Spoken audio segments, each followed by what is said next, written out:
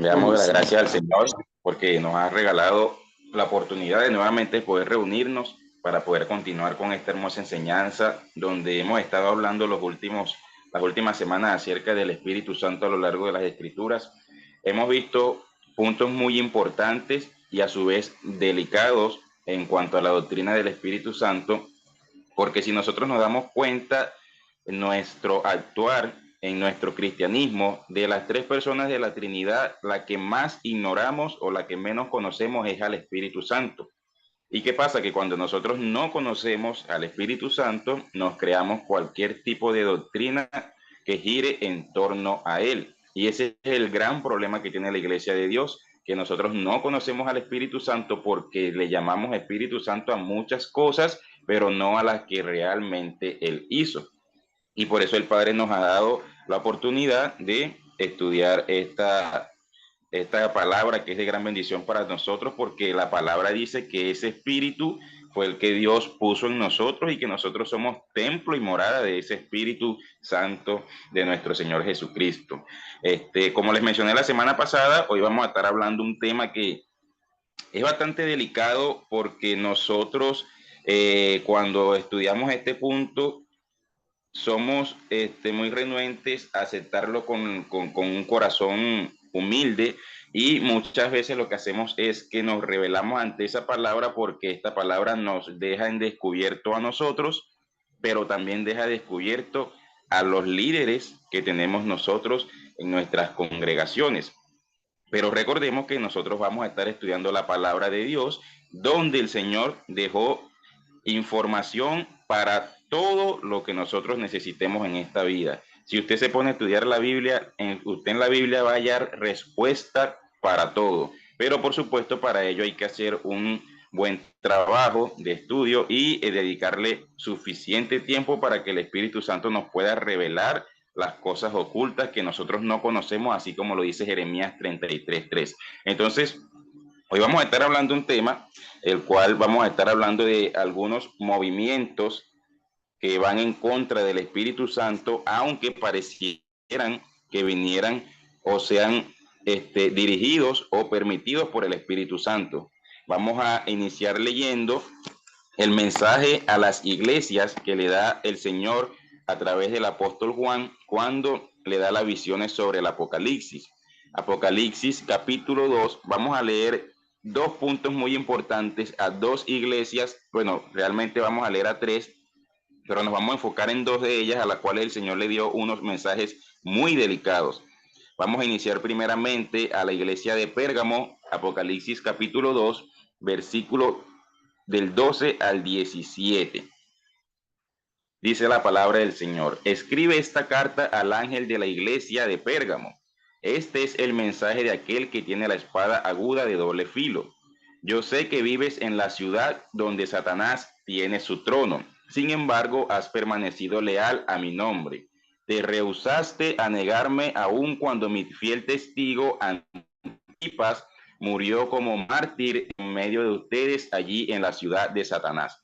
Este versículo es muy importante y aquí nosotros entramos en la parte de estudiar la historiografía de las ciudades que se mencionan aquí, porque cuando el Señor dice en el lugar donde Satanás tiene su trono, recordemos que en este momento el pueblo de Israel o los judíos están bajo el dominio del imperio romano. Recordemos la visión del profeta Daniel, la estatua de los imperios. Ya aquí estamos bajo el dominio que tenía el imperio romano que había profetizado el Señor a través del profeta Daniel. Y los romanos en todas las ciudades que ellos conquistaban colocaban un trono para sus dioses. Recordemos que los dioses de los romanos son los que hoy nosotros conocemos como los planetas y que también los tenemos en los nombres de nuestros días, que son Júpiter, Saturno, Cronos, Artemisa. Todos esos dioses eran los que ellos veneraban. Y en la provincia de Pérgamo estaba el trono que era dedicado a Zeus y estaba muy cerca de donde se congregaba la iglesia de Pérgamo. Aparte, Pérgamo era una ciudad donde eran muy inteligentes porque allí estaba una de las segundas universidades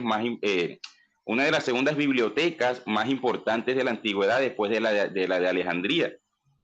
En Pérgamo las personas eran muy estudiadas Y en Pérgamo los cristianos se dedicaban solamente a estudiar la palabra de Dios, por lo tanto tenían a los cristianos como que ellos eran los brutos de la época. Es ahí donde se comienza a acuñar el término cristiano para referirse como una ofensa a una persona, porque se suponía que en Pérgamo, si tú eras un cristiano, eras una persona ignorante, porque tú no te dedicabas a estudiar el conocimiento que te brindaban la biblioteca de Pérgamo.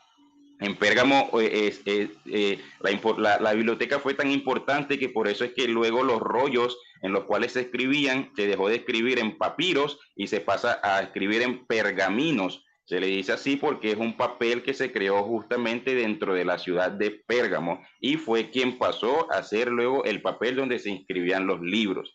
Dice, te rehusaste a negarme aun cuando mi fiel testigo Antipas murió como mártir en medio de ustedes allí en la ciudad de Satanás. Antipas, cuando nosotros buscamos o estudiamos la historia de quién fue este hombre y por qué la Biblia lo menciona, el Imperio Romano tenía una forma de muerte, que era uno de los castigos que ellos daban, que era un toro donde ellos metían a la persona, colocaban fuego debajo del toro y el toro, que era hecho de metal, ardía y la persona se quemaba viva dentro de este toro. Antipas fue uno de los primeros que tuvo ese tipo de muerte que fue llevado a cabo por los romanos. Y fíjese que el Señor reconoce a esta iglesia que a pesar de que ellos vieron la forma en que murió Antipas, no se negaron a seguir fieles al Señor en la doctrina que ellos seguían y en estudiar solamente lo que era referente a Dios, no estudiar cualquier otra cosa que la gente de Pérgamo les quisiera enseñar. Entonces, para continuar, pero tengo unas cuantas quejas en tu contra. Toleras a algunos de entre ustedes que mantienen la enseñanza de Balaán, quien lo enseñó, quien le enseñó a Balac cómo hacer tropezar al pueblo de Israel. Les enseñó a pecar, incitándolos a comer alimentos ofrecidos a ídolos y a cometer pecado sexual. Ya aquí la iglesia de Pérgamo comienza a tener problemas porque si bien ellos se cuidaban mucho de las enseñanzas, llegó un momento en que ciertas personas enseñaban cosas que eran ajenas al reino de Dios, pero tenían que ver con mucha sabiduría terrenal y ellos lo dejaron pasar y comenzaron a introducir falsas doctrinas a esta iglesia. Versículo 15, de modo parecido, entre ustedes hay algunos nicolaitas que siguen esa misma enseñanza. Entonces, vamos a comenzar primeramente acá y vamos a ver que también cuando le da el mensaje a la iglesia de Éfeso, en el capítulo 2, versículo 6, dice, pero tienes esto a tu favor, odias las obras malvadas de los nicolaitas, al igual que yo. Palabra del Señor que está reprendiendo a una iglesia porque permite estas obras, pero está exaltando a la de Éfeso que reprendía a las personas que actuaban de esta forma. Pero entonces, ¿quiénes son los nicolaitas de los cuales habla el Señor Jesucristo en este pasaje? Y aquí nosotros vamos a empezar a ver lo que es referente al tema del liderazgo y lo delicado que el cuerpo de liderazgo de la iglesia no se mantenga fiel a la enseñanza del Señor o a las enseñanzas de la palabra. Los nicolaitas tienen su raíz en dos palabras griegas, nikos, que hace referencia a conquistar o estar sobre otros, y laos, que significa pueblo o gente común. Es decir, que los nicolaitas son los que están sobre la gente común del pueblo, los líderes. Pero recordemos que en este caso el Señor le está hablando a las iglesias, por lo tanto hace referencia a los líderes religiosos primeramente. Esta corriente nicolaíta, surgida en los primeros años de la iglesia, conquistó al pueblo a través de la degradación de las personas en su vida espiritual, lo que en las edades posteriores se intensificó gradualmente.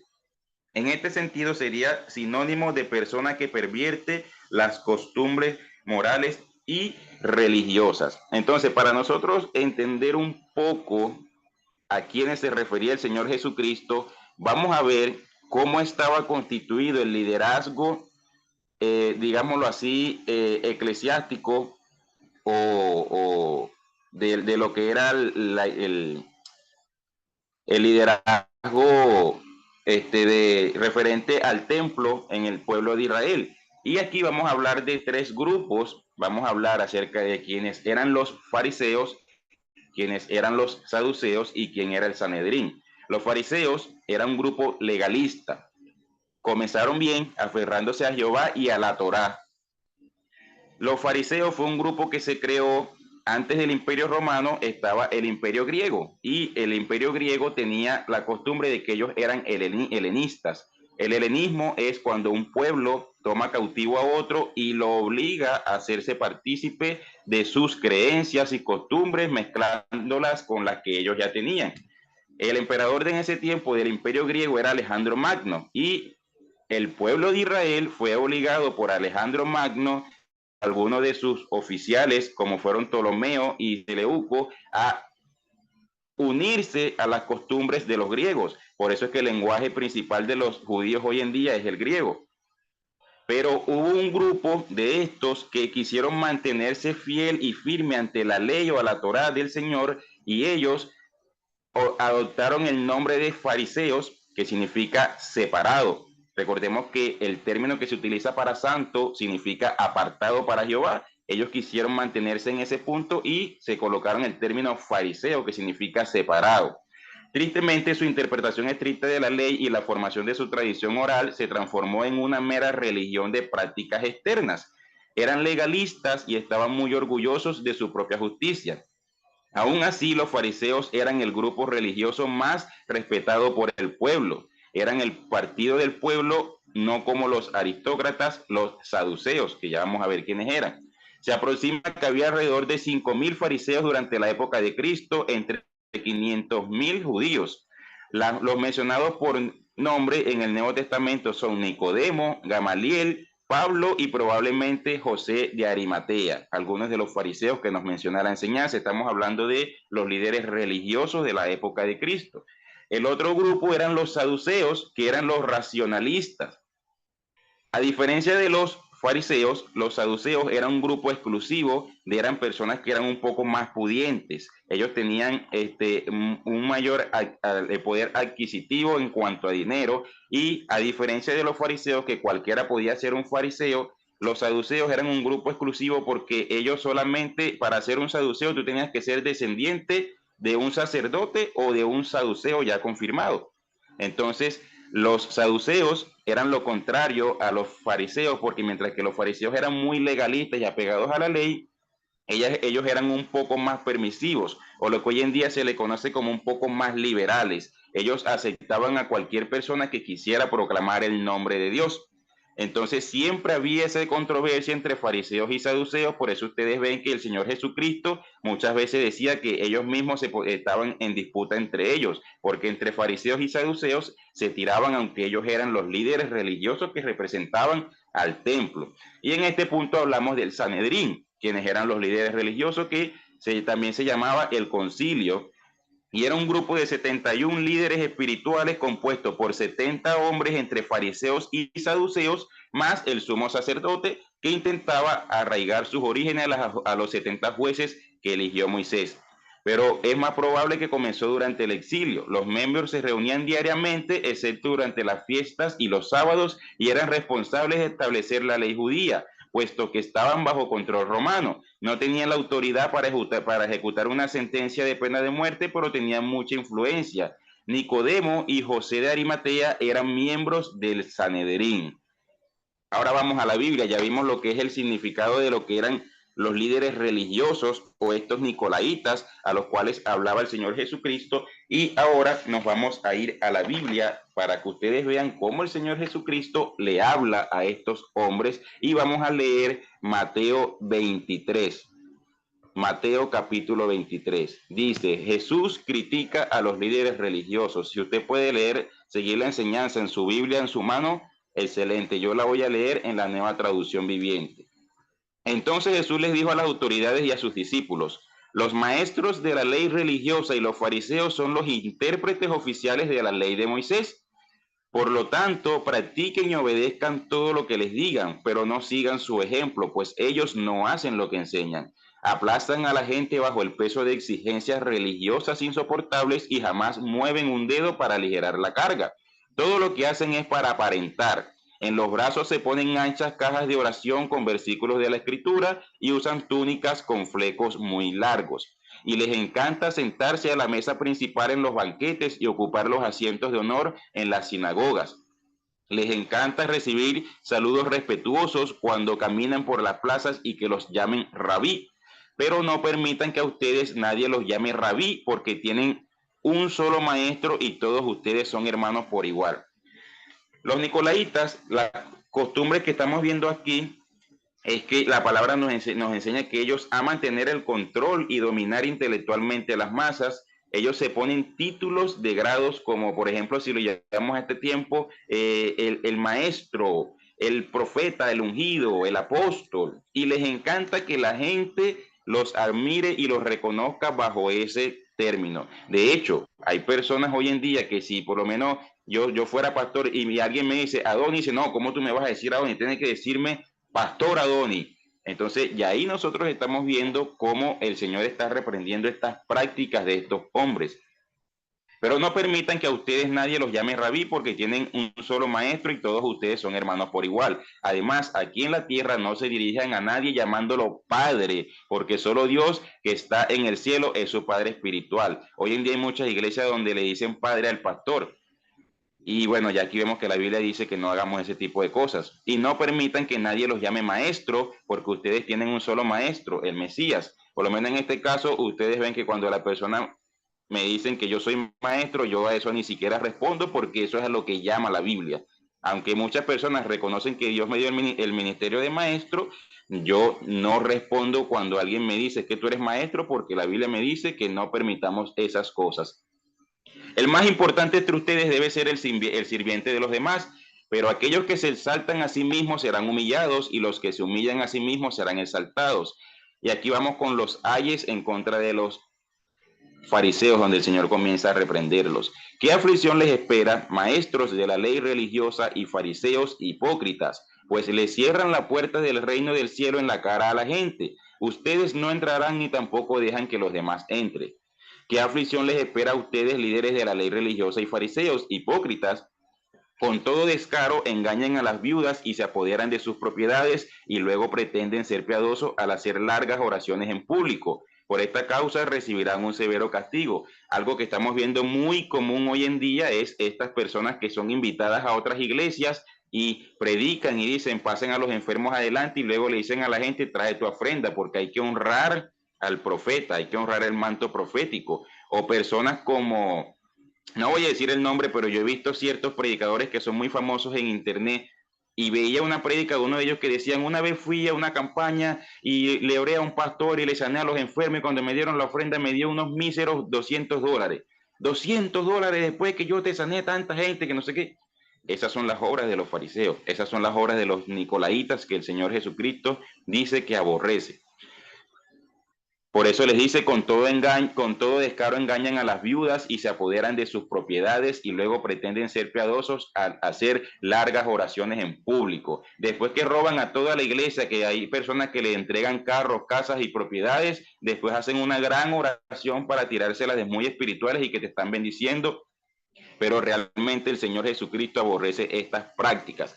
Y aquí recordemos que estamos hablando del Espíritu Santo, porque nosotros, el pueblo de Dios, cometemos el error de que estamos viendo a estos hombres hoy en día en nuestras iglesias que hacen este tipo de prácticas, pero como ese hombre sanó a varios enfermos en la oración, decimos tremendo varón de Dios, cómo lo utilizó el Espíritu Santo. Y le llamamos Espíritu Santo a las malas acciones de estos hombres, que aquí estamos viendo que el mismo Señor Jesucristo reprendió en Mateo 23 y que luego en Apocalipsis nos dejó en la carta a las iglesias que reprendiéramos a los hombres que actúan de esta forma. Pero nosotros hoy en día en las iglesias estos hombres los exaltamos y los tenemos en gran estima y decimos estos son los mejores predicadores de hoy en día, cuando están haciendo todas estas atrocidades que el Señor Jesucristo advirtió en su palabra que no permitiéramos. ¿Qué aflicción les espera, maestros de la ley religiosa y fariseos hipócritas? Pues cruzan tierra y mar para ganar un solo seguidor y luego convierten en un hijo del infierno 2 veces peor que ustedes mismos. Guías ciegos, ¿qué aflicción les espera? Pues dicen que no significa nada jurar por el templo de Dios, pero el que jura por el oro del templo está obligado a cumplir ese juramento. Dentro de la doctrina del templo, hoy en día hay personas que están manipulando a la gente con el versículo de Malaquías 3 de que ustedes me han robado. Inclusive hay predicadores en internet que le están diciendo a la gente que si no dan diezmo no van a entrar al cielo. Y fíjense que eso es lo que el Señor Jesucristo está reprendiendo aquí de estos nicolaitas. Por eso les dije que esta enseñanza es fuerte, porque probablemente en tu iglesia tú ves estas cosas domingo tras domingo. Ciegos tontos. ¿Qué es más importante, el oro o el templo que lo hace sagrado? Y dicen que jurar por el altar no impone una obligación, pero jurar por las ofrendas que están sobre el altar sí la impone. Yo he escuchado un montón de atrocidades en las prédicas de internet. Yo he escuchado gente decir que si tú quieres que Dios te bendiga, tienes que dar una ofrenda de tanto. Que si tú quieres que tu esposo se convierta al cristianismo, trae una ofrenda de tanto. Las prácticas de los nicolaitas las estamos viendo hoy en día en las iglesias. Continuamos la lectura. ¿Qué ciegos son? Pues, ¿qué es más importante, la ofrenda sobre el altar o el altar que hace que la ofrenda sea sagrada? Cuando juran por el altar y por todo lo que hay encima. Y cuando juran por el templo, no solo juran por el templo, sino por Dios que vive allí. Y cuando juran por el cielo, juran por el trono y por Dios, quien se sienta en el trono. ¿Qué aflicción les espera, maestros de la ley religiosa y fariseos, hipócritas? Pues se cuidan de dar el diezmo sobre el más mínimo ingreso de sus jardines de hierbas, pero pasan por alto los aspectos más importantes de la ley: la justicia, la misericordia y la fe. Es cierto que deben diezmar, pero sin descuidar las cosas más importantes. Guías ciegos cuelan el agua para no tragarse por accidente un mosquito, pero se tragan un camello. ¿Qué aflicción les espera, maestro de la ley religiosa y fariseos, hipócritas? Pues se cuidan de limpiar la parte exterior de la taza y del plato, pero ustedes están sucios por dentro, llenos de avaricia, y se permiten todo tipo de excesos. Recordemos que los fariseos eran los legalistas de aquel tiempo, aquellos que decían que ellos se aguardaban de la ley de Dios para no pecar. Y hoy en día nosotros los cristianos cometemos estos errores cuando queremos ser santos. Llegamos a un punto que queremos guardarnos tanto que por fuera nos vemos muy santos, pero el Señor dice que lo que está por dentro no lo limpias, porque yo me he visto de cierta forma para verme muy cristiano. Yo me corto el cabello o me maquillo o me peino de cierta forma, pero cuando yo veo una mujer, que si yo soy de los que manejo la doctrina de que el pantalón es pecado, si yo veo una mujer en la iglesia con un pecado enseguida, te vas para el infierno, hija del diablo. Entonces allí no importa el pantalón, sino la intención de mi corazón, esa actitud. Por eso es que los fariseos o los nicolaitas, ellos crean degradación espiritual, porque se enfocan más en las cosas naturales o exteriores, pero las cosas internas del corazón no le prestan atención. Yo hoy en día veo muchos predicadores con traje y corbata que hablan horrible de las personas que no son cristianas. Hoy en día yo veo a gente con traje y corbata que maldicen a personas por ciertas cosas que hacen. Inclusive hoy en día yo he visto a pastores que maldicen a las personas porque se fueron de sus iglesias. Ese tipo de cosas se están viendo hoy en día, y esas son las prácticas de los nicolaitas, hermano. Fariseo ciego, primero lava el interior de la taza y del plato, y entonces el exterior también quedará limpio. ¿Qué aflicción les espera, maestros de la ley religiosa y fariseos, hipócritas? Pues son como tumbas blanqueadas, hermosas por fuera, pero llenas de huesos de muertos y de toda clase de impurezas por dentro. Por fuera parecen personas rectas, pero por dentro el corazón está lleno de hipocresía y desenfreno. ¿Qué aflicción les espera, maestros de la ley religiosa y fariseos, hipócritas? Edifican tumbas a los profetas que sus antepasados mataron, y adornan los monumentos de la gente justa que sus antepasados destruyeron. Entonces, ¿qué hacen las personas? Esto es un llamado de atención para nosotros los que predicamos, porque si nosotros muchas veces caemos en el error de criticar ciertas actitudes que nosotros vemos como carnales, pero luego nosotros las hacemos. Nosotros tomamos el versículo de que la Biblia dice cairaos, pero no pequéis, y tú como cristiano no te puedes molestar, pero luego en la semana me molesto, me dejo llevar por la ira. Entonces yo estoy actuando como ese fariseo hipócrita, que predico una cosa pero no la vivo. Y esta es la parte fuerte de la enseñanza. Bueno, para entendiendo que la responsabilidad que esto conlleva. Y recordemos que el punto es el Espíritu Santo. Y nosotros hoy en día estamos viendo estas prácticas casi que en todos los líderes religiosos y decimos que estos hombres están muy llenos del Espíritu Santo, a pesar de que cometen este tipo de prácticas. Nosotros mismos los hacemos. Nosotros mismos llegamos a un punto de los fariseos que cuando yo hago muchos ayunos, entonces ya yo me creo que yo soy el más santo y comienzo a ver a los hermanos de la iglesia por encima del hombro y casi que, sí, hermanito, hoy no me abrace mucho porque yo vengo de salir de 21 días de ayuno, entonces usted sabe, tengo que guardar mi imagen. Y ese día llegamos casi que levitando a la iglesia porque yo vengo de 21 días de ayuno. Lo mismo que hacían los fariseos. Tenemos el caso de Lucas 18, el fariseo que está orando y dice que entra un publicano y el fariseo dice, gracias Señor, porque yo no soy como este hombre. Yo ayuno tantas veces a la semana, yo oro, yo doy mi diezmo, voy al templo. Y dice que el hombre simplemente dijo, Señor, perdóname porque yo no soy digno ni siquiera acercarme a ti. Y al Señor, a quien justificó fue a ese hombre, no al fariseo. Y si se ponen a ver, nosotros muchas veces tomamos la actitud del fariseo. Cuando tenemos cierto nivel de espiritualidad, según nosotros, nos creemos que nosotros estamos por encima de mucha gente, cuando la Biblia, el Señor Jesucristo enseñó que el que quiera ser el mayor en el reino tiene que hacerse como el menor. Entonces, esta enseñanza es importante que la conozcamos, hermanos, porque el Espíritu Santo nos va a pedir cuenta a nosotros o el Señor Jesucristo por todas estas prácticas que nosotros estamos permitiendo en nuestra iglesia, así como la comenzaron a permitir los de la iglesia de Pérgamo. Dese cuenta que no lo estoy diciendo yo, lo está diciendo el mismo Señor Jesucristo cuando le habla a los de Pérgamo que ellos permiten ese tipo de prácticas. Y nosotros hoy en día estamos permitiendo que nuestros líderes religiosos cometan este tipo de prácticas y nadie les dice nada, todo el mundo los aplaude, todo el mundo los sigue, todo el mundo los hace famosos por internet.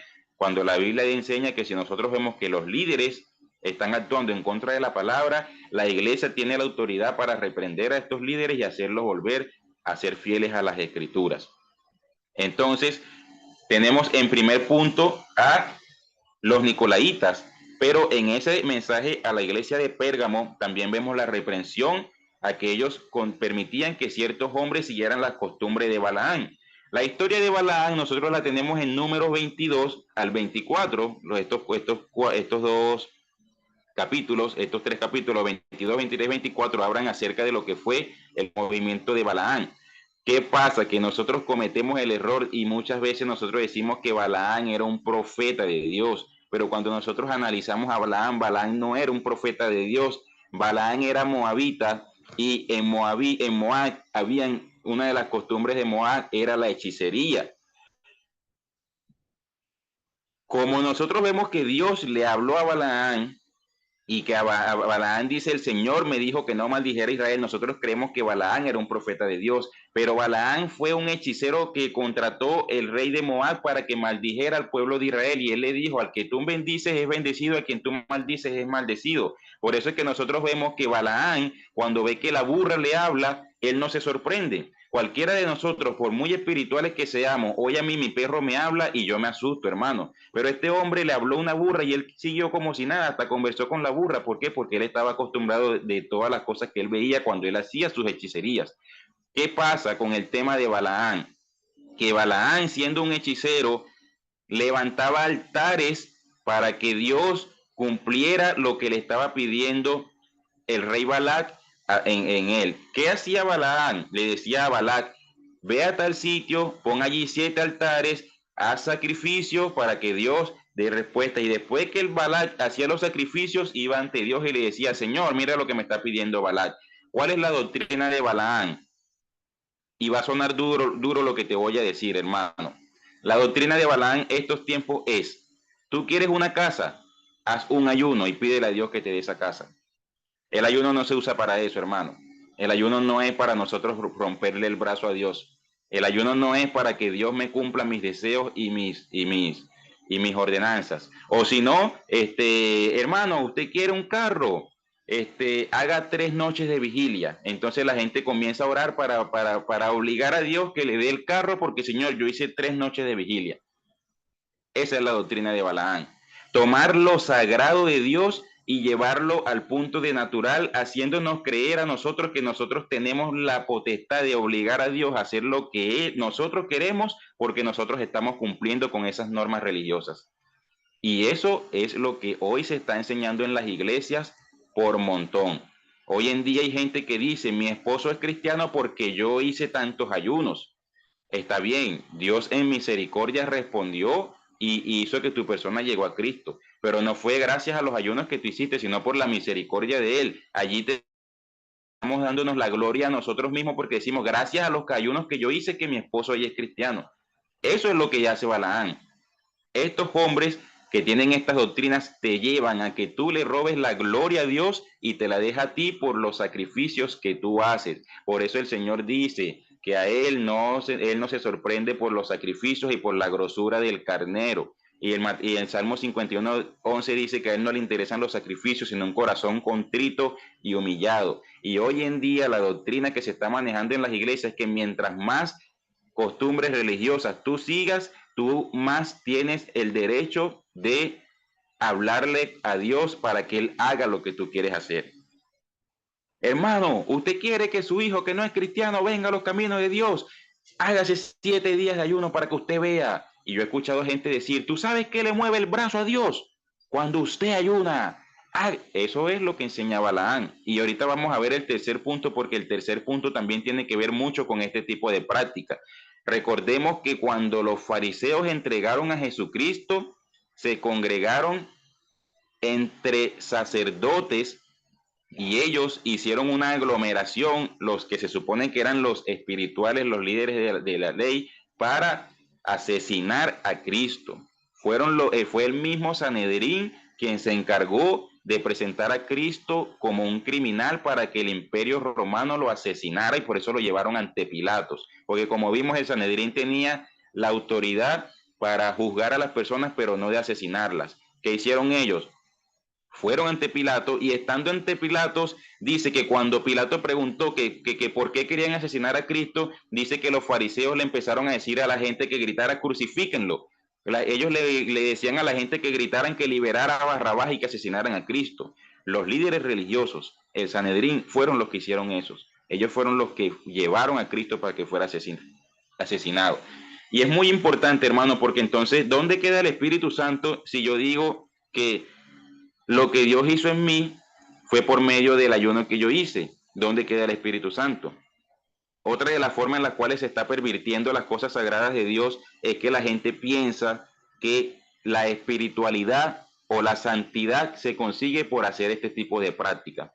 Y las personas hoy en día piensan que por más ayunos que hacen, más santos son, por el esfuerzo que ellos están haciendo. Pero la Biblia lo que me enseña es que quien nos santifica es el Espíritu Santo, y esos son uno de los puntos que vamos a ver en los próximos días, el Espíritu Santo en la santificación. Entonces allí nosotros estamos robando el lugar al Espíritu Santo cuando nosotros nos preguntan, hermano Adoni, ¿usted está bien delante de Dios? Sí, ¿por qué? Bueno, yo hago 3 ayunos a la semana, yo leo la Biblia todos los días, 3 horas, yo hago vigilias 2 veces al mes, yo adoro, yo esto, yo. Entonces usted puede decir que usted es santo, claro, porque yo hago todas esas cosas. ¿Y dónde está el Espíritu Santo entonces? Entonces por eso es que nosotros estamos viendo bajo esta enseñanza los falsos Espíritus Santos, que esos falsos Espíritus Santos somos nosotros mismos.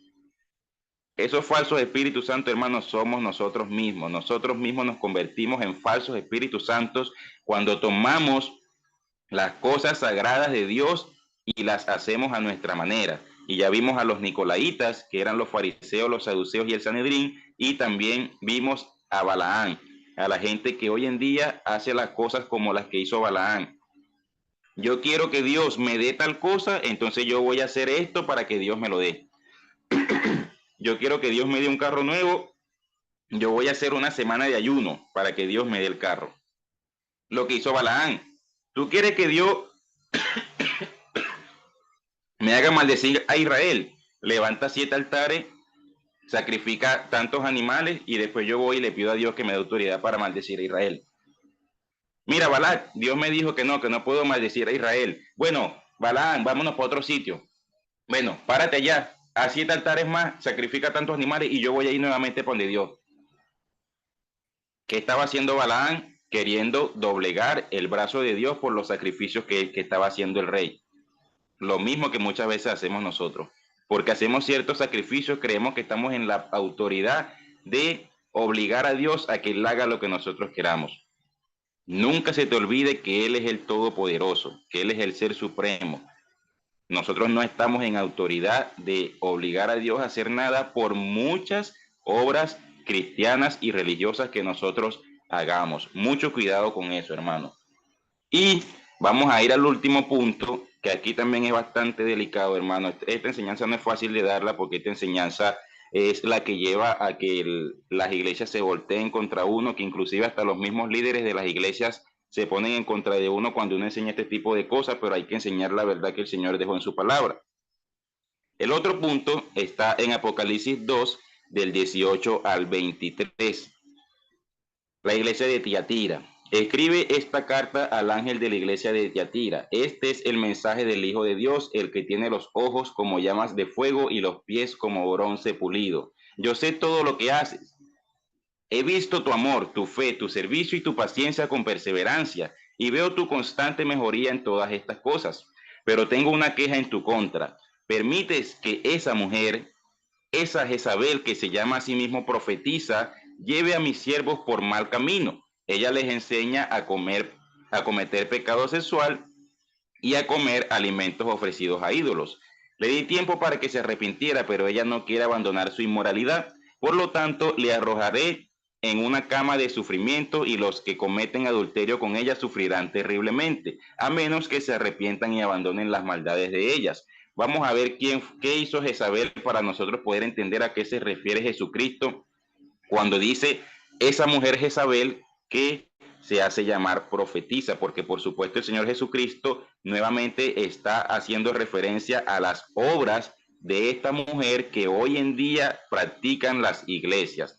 Primera de Reyes capítulo 21 habla de cerca del viñedo de Naboc y vamos a ver qué ocurrió aquí con Jezabel. Había un hombre llamado Naboc de Jezreel que era dueño de un viñedo ubicado en Jezreel al lado del palacio de Acac, rey de Samaria. Cierto día Acac le dijo a Naboc, ya que tu viñedo está tan cerca de mi palacio, me gustaría comprarlo para usarlo como huerta. A cambio te daré un viñedo mejor o bien, si prefieres, te pagaré con dinero. Pero Naboc respondió, el Señor me libre de entregar la herencia que me dejaron mis antepasados. Entonces Acac regresó a su casa enojado y de mal humor por la respuesta de Naboc y se acostó de cara a la pared y no quiso comer. ¿Qué te pasa?, le preguntó su esposa Jezabel. ¿Por qué estás tan disgustado que no quieres comer nada? Le pedí a Naboc que me vendiera su viñedo, incluso le ofrecí canjeárselo por otro mejor, pero no quiso. Le contestó Acac, ¿acaso no eres tú el rey de Israel?, preguntó Jezabel. Levántate y come algo, no te preocupes por eso, yo te conseguiré el viñedo de Naboc. Entonces ella escribió cartas en nombre de Acac, las selló con el sello del rey y las envió a los ancianos y a los demás líderes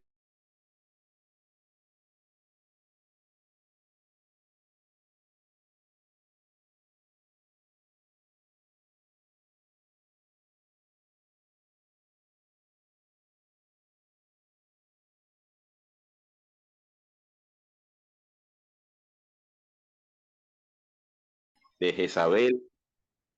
Por eso no me sorprende que se haya caído el internet justamente en este punto. Entonces ella escribió cartas en nombres de Acac, las selló con el sello del rey y las envió a los ancianos y a los demás líderes de la ciudad donde vivía Naboc.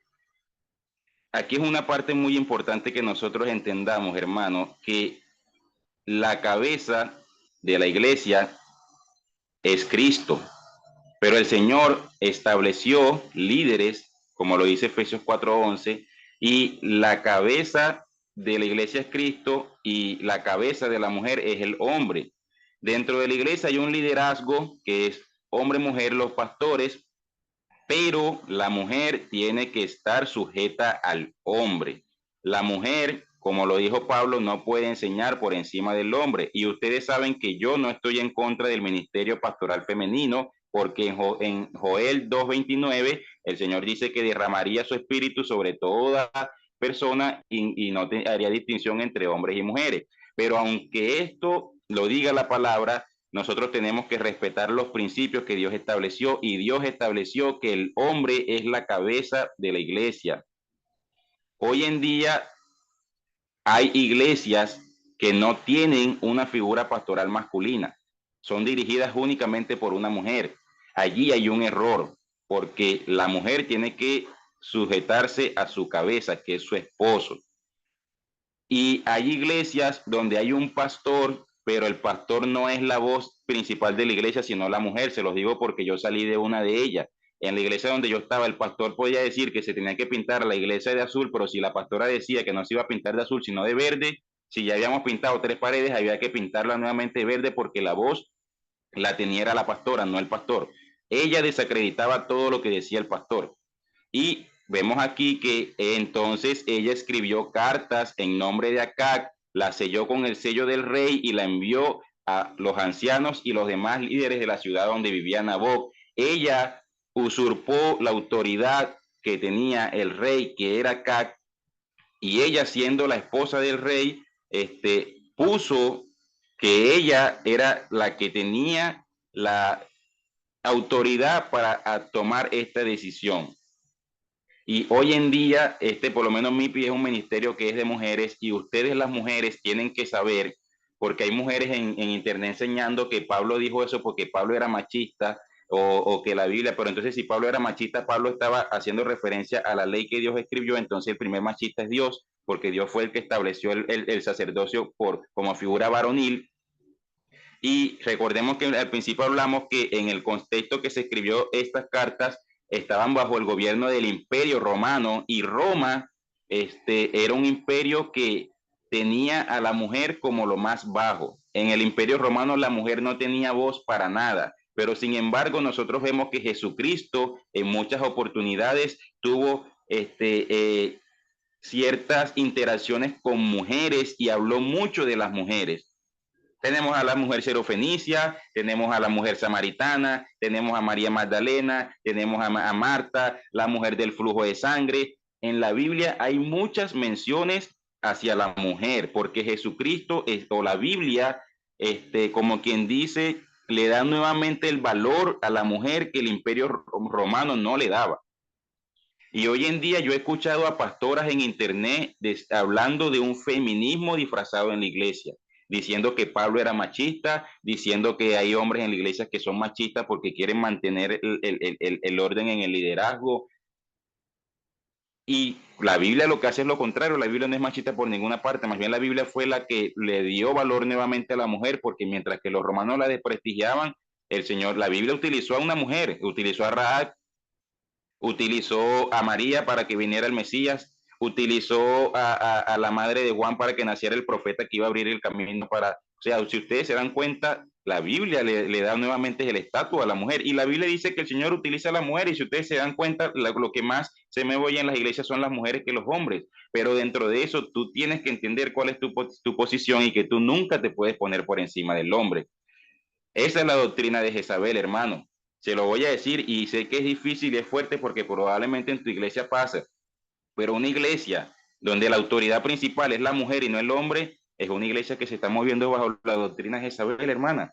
Tenemos que entenderlo. Lo que pasa es que la gente piensa que Jezabel solamente es seducción, porque Jezabel dice que cuando llegó el rey Jehú se maquilló. Recordemos que ella era una reina, y según la traducción de aquella época, la reina no podía ser vista como ella era naturalmente. Por eso ella se maquilló para salir al encuentro con Jehú. No es porque Jezabel se mueve solamente en el maquillaje, en los peinados, en la ropa. Esa era su imagen como reina. Vemos la preparación que tuvo que pasar Esther para entrar a ver al rey. Le hicieron muchísimos baños y la pusieron hermosa, porque la mujer que se presentaba ante el rey tenía que estar así. Por eso es que Jezabel se maquilla. Pero Jezabel no es solamente maquillaje y ropa y esto. Jezabel es una imagen que desprestigia la autoridad del hombre que Dios estableció sobre la iglesia. Por eso es que hoy en día hay muchas mujeres empoderadas en las iglesias. Jezabel operando en las iglesias, hermana. Y yo sé que esto no le va a gustar a muchas personas, por eso no me sorprende que se cayera el internet, porque estas cosas hay que decirlas, y a las tinieblas no les interesa que esto se diga. Entonces, si tú eres una mujer que Dios te levantó y te dio una autoridad para operar, recuerda siempre que hay una autoridad por encima de ti, que es la autoridad femenina. ¿Qué otra cosa, masculina? ¿Qué otra cosa hizo Jezabel? Entonces ella escribió cartas en nombre de Acab, las selló con el sello de rey y las envió a los ancianos y a los demás líderes de la ciudad donde vivía Naboc. En esas cartas daba la siguiente orden: convoquen a todos los ciudadanos a que se reúnan para hacer ayuno y oración y denle a Naboc un lugar de honor. Tomó dos cosas sagradas, el ayuno y la oración. Luego sienten a dos sinvergüenzas frente a él y que lo acusen de maldecir a Dios y al rey. Después sáquenlo y mátenlo a pedradas. ¿Qué hizo Jezabel? Dice el versículo 12, proclamar ayuno y pusieron a Naboc en un lugar prominente ante la gente. Luego llegaron los dos sinvergüenzas y se sentaron frente a él. Entonces acusaron a Naboc ante todos los presentes diciendo, este hombre maldijo a Dios y al rey. Una mentira, porque Naboc no maldijo a Dios ni al rey. Entonces arrestaron a Naboc hasta sacarlo de la ciudad y lo mataron a pedradas. ¿Qué hizo Jezabel? Tomó dos cosas sagradas, el ayuno y la oración, y promovió al pueblo que por medio de este ayuno y esta oración se pusieran en contra de un hombre para asesinarlo, levantando una mentira contra este hombre. Esa es parte de la doctrina de Jezabel, hermano. Y hoy en día vemos que hay iglesias que hacen cosas similares a esas. Mira, a mí no me gusta cómo está actuando la hermana Luz, vamos a hacer un ayuno, vamos a hacer una reunión de líderes, pero no invitemos a la hermana Luz. Aunque ella es la líder de intercesión, vamos a hacer una reunión de todos los líderes, pero no la invitemos. En esa reunión hacen ayunos, cantan alabanzas, oran y todo esto, y luego entre todos comienzan a hablar mal de la hermana Luz y comienzan a juzgarla, y al final, ¿cuál es el sentido de la reunión? Bueno, entonces vamos a destituir a la hermana Luz del liderazgo y ¿cómo le decimos a la iglesia? Bueno, le decimos a la iglesia que la hermana Luz está en pecado por esto y por otro, y realmente es porque a los otros líderes no les gustaba la forma de ser de la hermana Luz, porque ella es muy severa en sus cosas y es muy cuidada en mantener el orden en la iglesia.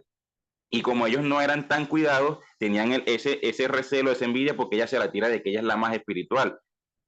Hicieron un ayuno y una oración para matar a Naboc. Esa es la doctrina de Jezabel, hermano.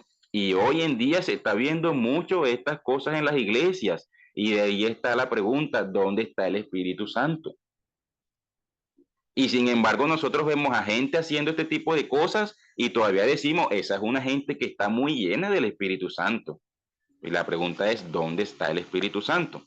Otro de los puntos con la doctrina de las mujeres, ¿qué pasa? Que cuando se lee que Pablo le dice a Timoteo que él no permite que las mujeres enseñen por encima del hombre, sino que se mantengan calladas, se dice que él era machista. Pero ¿qué pasa? Que recordemos que Timoteo era pastor de Éfeso. ¿Qué pasa en Éfeso? En Éfeso, cerca de donde estaba la iglesia de Éfeso, había un templo. Recordemos que los romanos ponían templo en todas las ciudades que conquistaban, que era el templo del dios Apolo. Esa ciudad se llamaba Pitón. Hoy en día hay muchas doctrinas por ahí sobre el espíritu de Pitón. Del término Pitón, en el templo de Pitón, era dirigido por una sacerdotisa, o lo que se conocía como los oráculos del dios Apolo. Esta mujer, la gente se le acercaba, se postraban ante ella, le daban una ofrenda y ella le decía, así dice el dios Apolos, esto ocurrirá en tu vida, estos son los oráculos del dios Apolos. Y ella profetizaba en nombre de Apolo. De allí es donde surge el nombre pitonisa, que eran las sacerdotisas que profetizaban en el templo del dios Apolos. Y estas mujeres se movían bajo un espíritu de adivinación. Hoy en día hay muchas pitonisas y pitonizos dentro de las iglesias que dicen que están hablando de Dios, pero lo que están diciendo no lo están diciendo de parte de Dios. Por eso Pablo le dice a Timoteo, yo no permito a la mujer enseñar, porque estas mujeres se metían dentro de las iglesias y iban infundando doctrinas destructoras en cada una de las iglesias. Lo mismo sucedía en la iglesia de Corintio, que dice que en el Corintio el templo que estaba cerca es uno de los templos más famosos, era considerada una de las 7 maravillas de la antigüedad, que era el templo que se llamaba Acrocorinto, que era el templo de la diosa Diana. ¿Qué pasaba en Acrocorintio? Que ahí se practicaba mucho la prostitución sagrada. Habían sacerdotisas que se prostituían y del dinero recaudado daban las ofrendas a la imagen de la diosa Diana. ¿Qué pasaba con estas mujeres? Estas mujeres se rapaban la cabeza y así todo el mundo sabía que esa era la sacerdotisa. Si una persona quería ir a tener relaciones sexuales con estas sacerdotisas para darle una ofrenda a Diana, simplemente las reconocían porque tenían la cabeza rapada. Por eso Pablo habla acerca del velo y dice, vamos a leer 1 Corintios 11 para que ustedes vean que es palabra de Dios y no son inventos míos. 1 Corintios 11, se me está yendo el tiempo, son las 9:06, voy a tratar de ser lo más rápido posible. Capítulo 1. Bueno, si usted quiere leer la historia en su casa, usted ven que el apóstol Pablo manda a las mujeres que se coloquen un velo, porque dice que la que no se coloca el velo deshonra a su marido, precisamente haciendo referencia a estas prostitutas de la diosa Diana. Pero ¿qué pasa? Que por medio de la predicación de la iglesia de Corintio, muchas de estas prostitutas fueron rescatadas al evangelio. Luego ellas pasaron a formar parte de la iglesia de Corintio, pero tenían ese detalle que se habían cortado el cabello. Por eso Pablo le dice que el velo de la mujer es el cabello y que la mujer no podía tener la cabeza descubierta porque deshonraba a su marido. Entonces le dijo, colóquenle un velo hasta que les crezca el cabello, porque el velo natural que Dios puso es el cabello. Y hermano, y hoy en día hay personas que piensan que si ellas oran y no se ponen el velo, no sienten el Espíritu Santo. Eso es una idolatría a un simple trapo y utilizan como base fundamental esta enseñanza del velo que mandó a poner Pablo. Pablo no mandó a poner el velo porque para tú orar tienes que ponerte un velo porque si no, no siente el Espíritu Santo. Aquí hay un trasfondo cultural donde él está hablando de las mujeres que pertenecían al templo de la diosa Diana, que fueron ganadas para el evangelio por la iglesia de Corinto y que tenían la cabeza rapada, y para poder identificarlas como que ya no pertenecían a aquel templo de aquella diosa, sino al cristianismo, se colocaran un velo que hacía referencia al cabello, y cuando ya ellas tuvieran su cabello, ya podían quitarse el velo. Si tú eres de las personas que a ti te gusta utilizar un velo para orar, yo no tengo problema con eso. El problema yo lo tendría en que tú me digas a mí que si tú no oras, si tú oras sin el velo, tú no sientes al Espíritu Santo, porque un simple trapo no te puede hacer sentir el Espíritu Santo. Ese trapo no es más que el Espíritu Santo para que tú sientas o no al Espíritu Santo si no te lo colocas. Inclusive en la Biblia hay una referencia al velo como una práctica que Dios aborrece. Y vamos a ir a Ezequiel 13. Por eso les digo que esta enseñanza a mucha gente no le gusta, pero son verdades que están en la Biblia que yo no la puedo ocultar, hermano. Si a usted no le gusta esta enseñanza porque usted tiene esta práctica, no se pierda la oportunidad de poder seguir viendo las próximas clases donde vamos a seguir hablando de cómo opera el Espíritu Santo. Esto dice el Señor soberano, Ezequiel 13, capítulo 13, versículos del 20 al 23.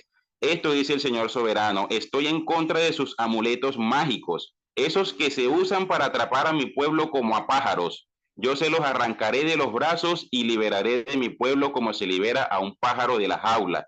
Les quitaré los velos mágicos y rescataré a mi pueblo de las garras de ustedes. Ellos ya no serán más sus víctimas, entonces ustedes sabrán que yo soy el Señor. Con sus mentiras desalentaron a los justos, pero yo no quería que estuvieran tristes. Ustedes alentaron a los perversos a prometerles vida, aunque ellos continuaron pecando.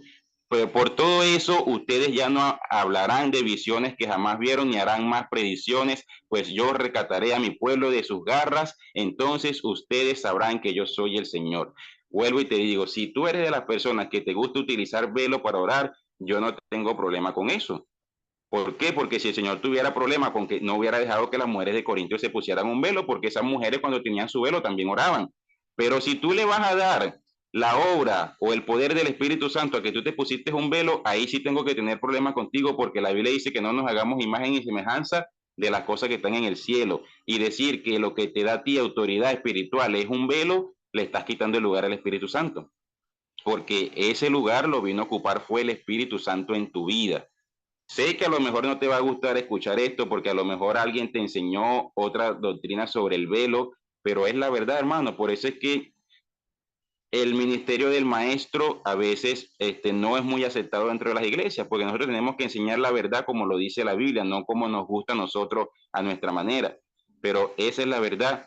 ten cuidado porque tú puedes ser un falso Espíritu Santo, que le estés robando la gloria al Espíritu Santo por las cosas que tú haces o las cosas que utilizas. Entonces, hermano, por eso le dije que esta enseñanza iba a ser algo ruda. Recuerda que la doctrina de Jezabel es poner la autoridad de la mujer por la doctrina por encima de la autoridad del hombre, invertir los roles, y eso es adulterio, porque la palabra adulterar significa cambiar el estado original de las cosas. Y el Señor dijo, no cometerás adulterio. Si Dios estableció un orden para la iglesia, ese orden hay que respetarlo. La Biblia dice que Dios, en él no hay mudanza ni sombra de variación. Eso de que Dios me dio la autoridad, Dios no te va a dar una autoridad por encima de lo que ya le estableció en su palabra. A nosotros Dios no nos va a dar la autoridad de hacer cosas que vayan en contra de los principios que Él estableció. Toda la autoridad o toda revelación que da Dios en estos días tiene que estar arraigada a lo que Él estableció en la palabra. Cualquier cosa que yo diga, aunque yo diga que Dios me lo reveló, pero está en contra de lo que Él estableció, eso es falsa doctrina. Y eso es una señal de que yo estoy siendo un falso Espíritu Santo porque estoy poniendo mis preceptos, mi propia espiritualidad por encima de la palabra de Dios. Es un tema fuerte, es un tema rudo, pero es importante que nosotros lo veamos y lo entendamos y que le pidamos dirección y sabiduría al Espíritu Santo cada día para nosotros no cometer estos errores. ¿Por qué yo te hablo con tanta tranquilidad de esta doctrina? Porque yo las he visto en las iglesias. Yo he estado en iglesias donde se practicaban esto. Yo estuve en una iglesia donde se daba la enseñanza del velo y yo sé cómo se enseña. Y yo sé que una de las cosas que se decían era que, bueno, que Dios tenía que revelarte, que tenía que ponerte el velo y que si tú no te ponías un velo, tú deshonrabas a tu marido. Y vemos que el trasfondo que eso tiene va mucho más allá. La deshonra que venía sobre el marido era por lo que hacían estas mujeres en el templo, que se prostituían hacia la diosa. Y es muy importante que nosotros tengamos cuidado con robarle la gloria y el lugar que le pertenece al Espíritu Santo, hermano. Si en algún momento algo de lo que yo le enseñé o de lo que el Señor le enseñó a través de mí esta mañana a usted no le gustó, no se moleste conmigo. Usted ha visto que es palabra de Dios. Si usted decide no creer en lo que yo le enseñé, no hay ningún problema. Usted continúe con sus enseñanzas. Lo que sí me interesa a mí es que no le robes el lugar al Espíritu Santo. No te conviertas tú en un Espíritu Santo. Ten cuidado con los nicolaitas, ten cuidado con lo que siguen la doctrina de Balaán y la doctrina de Jezabel hoy en día en las iglesias, porque tenemos las iglesias de gente, llena de gente haciendo estas prácticas, hermanos. Espero que el Señor los bendiga, que los continúe bendiciendo cada día más, que la gracia del Señor los alcance y que Él les dé entendimiento cada día para poder seguir en sus verdades. Bendiciones, hermanos.